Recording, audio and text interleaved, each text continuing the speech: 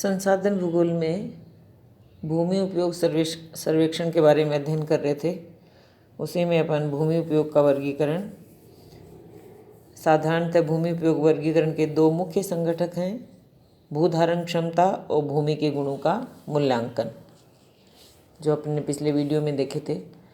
अब आता है भौतिक तत्वों के आधार पर भूमि उपयोग वर्गीकरण। भौतिक तत्वों के आधार पर किया जाता है।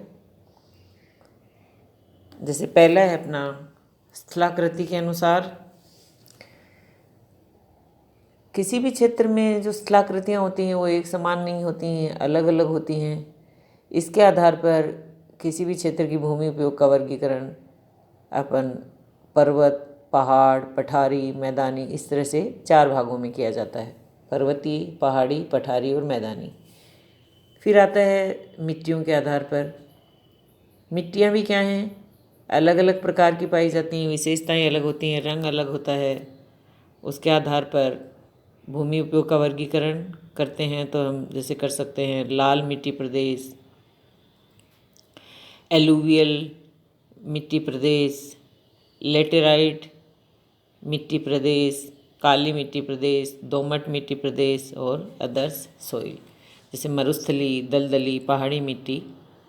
फिर मिट्टी की उर्वरता के आधार पर भी इसके भूमि उपयोग के वर्ग हो सकते हैं, जैसे हाई फर्टाइल, मीडियम फर्टाइल, लो फर्टाइल, यानी अधिक उपजाऊ, मध्यम और निम्न उपजाऊ।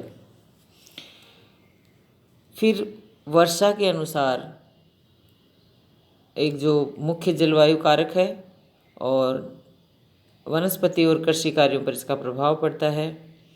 यही कारण है कि कृषि क्षेत्रों के सीमाबद्ध करने में वर्षा की मात्रा एवं इसकी विशेषताएं मुख्य रूप से महत्वपूर्ण रही हैं। वर्षा के वितरण के आधार पर जो वर्गीकरण कर सकते हैं अपन, जैसे कुछ क्या हो गई अतिवृष्टि वाले प्रदेश, फिर 200 सेंटीमीटर से अधिक, फिर अधिक वर्षा वाले प्रदेश 100 से 200 सेंटीमीटर के मध्य, मध्यम वर्षा वाले प्रदेश 60 से 100 सेंटीमीटर, कम वर्षा वाले प्रदेश 5 से 34 सेंटीमीटर के मध्य, न्यून वर्षा वाले प्रदेश 5 सेंटीमीटर से भी कम। फिर आता है जलवायु प्रदेश के आधार पर हम वर्गीकरण कर सकते हैं, जैसे जलवायु के विभिन्न कारक वर्षा, तापमान, आर्द्रता, पवन आदि की क्षेत्र विशेष में स्थिति के अनुसार भी भूमि वर्गीकरण किया गया है और इसमें एक से अधिक कारकों को आधार बनाया जाता है। कृषि भूमि के उपयोग का वर्गीकरण। कृषि के लिए किया गया वर्गीकरण सामान्य भूमि उपयोग के वर्गीकरण से कुछ भिन्न है। कृषि भूमि के वर्गीकरण के अंदर प्रयोग में लाई जाने वाली भूमि का विभिन्न रूप से उपयोग तथा अनुपयोग को महत्व दिया जाता है। कृषि भूमि के उपयोग तथा अनुपयोग के आधार पर किया गया वर्गीकरण सबसे पहले 1949 में स्थापित कृषि सांख्यिकी की दशाओं पर तकनीकी समिति ने किया, जो कि निम्न प्रकार है। पहला है वन क्षेत्र, फिर है दूसरा जोत रहित भूमि। जोत रहित भूमि को 2 भागों में बांट दिया: स्थायी चारागाह तथा अन्य गोचर भूमि, फिर वृक्षों के समूह तथा बाग। तीसरा है फिर पड़ती भूमि, फिर है वास्तविक बोया हुआ क्षेत्र, फिर है दुपज क्षेत्र, फिर है कृषि योग्य भूमि और फिर है संपूर्ण बोया गया क्षेत्र।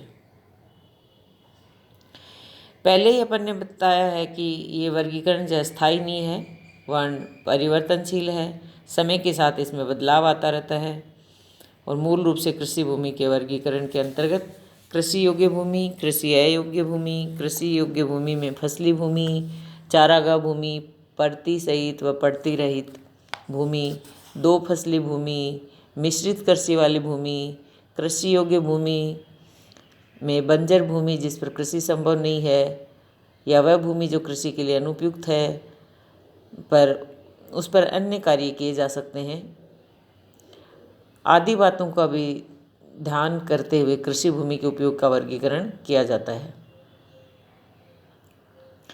इससे स्पष्ट है कि विश्व में भूमि वर्गीकरण की अनेक विधियां हैं, जिनके माध्यम से भूमि को वर्गीकृत कर विभिन्न वर्ग निर्धारित कर दिए जाते हैं, जिससे भूमि का अधिकतम प्रयोग हो पाता है।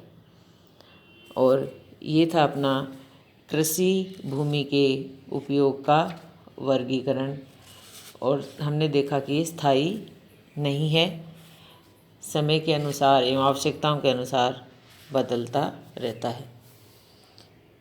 फिर है भारत में भूमि सर्वेक्षण। भारत में भूमि सर्वेक्षण का कार्य एम सफ़ी ने land use survey in eastern Uttar Pradesh में विस्तृत रूप से स्पष्ट किया। सबसे पहले प्रोफेसर स्टाम्प द्वारा किए गए भूमि सर्वेक्षण के आधार पर भारतीय भूगोलवेताओं ने भी महत्वपूर्ण कार्य शुरू किया। भारत में भूमि उपयोग सर्वेक्षण के शुरू किए जाने की सर्वप्रथम 1938 में और एस.पी. चटर्जी ने 1941 में, 1951 में मोहम्मद सफ़ी ने भूमि उपयोग के सर्वेक्षण पर जोर देते हुए भूमि के अधिकतम उपयोग के लिए प्रेरित किया। सफ़ी ने